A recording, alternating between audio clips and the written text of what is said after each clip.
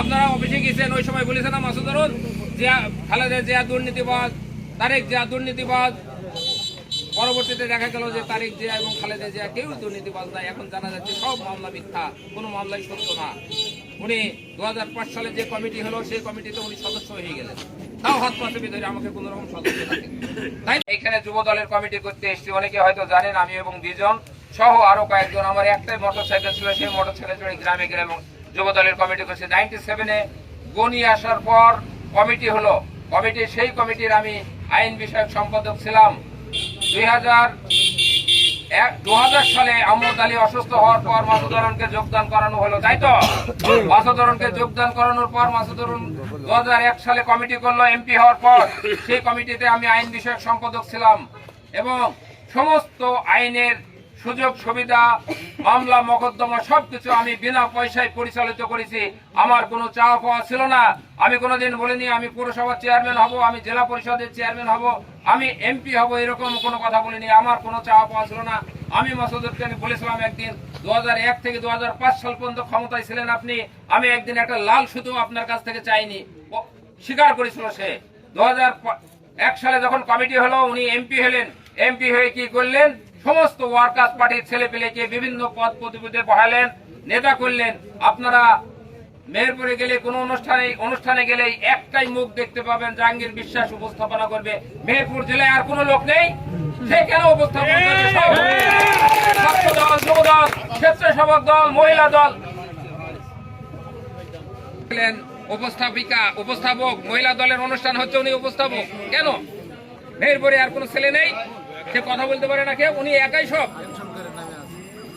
পরবর্তীতে উনি ওয়ার্কার্স পার্টিতে সাজালেন, সব কিছু ওয়ার্কার্স পার্টিতে সাজালেন এবং মানুষের আপনারা বৈষম্যহীন থাকলেন।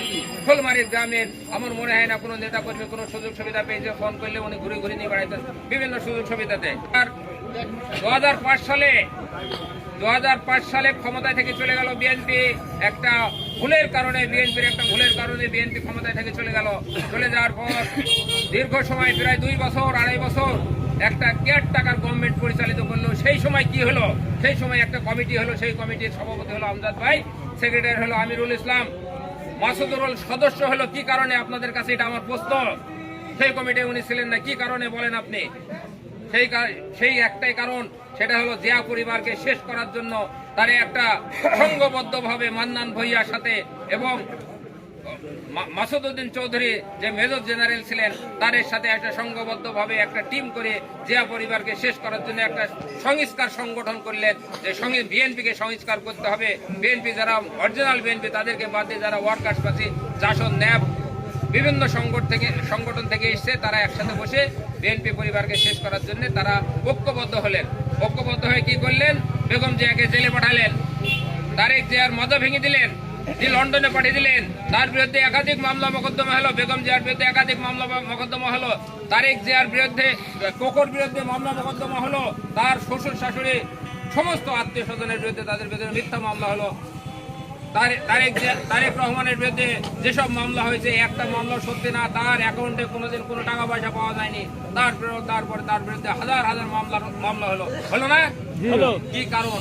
সংস্কারবাদীরা যখন সরকারের সাথে আঘাত করলো তখন এই সুযোগ পেয়ে বিএনপি পরিবারকে, এই বেগম খালেদা জিয়ার পরিবারকে শেষ করার জন্য ওই সময় একটা ঐক্যবদ্ধ একটা কর্মসূচি তারা পালন করলো এবং বললো যে জিয়া পরিবারের সাথে আমরা রাজনীতি করব না, তারা খারাপ, তারা দুর্নীতিবাজ।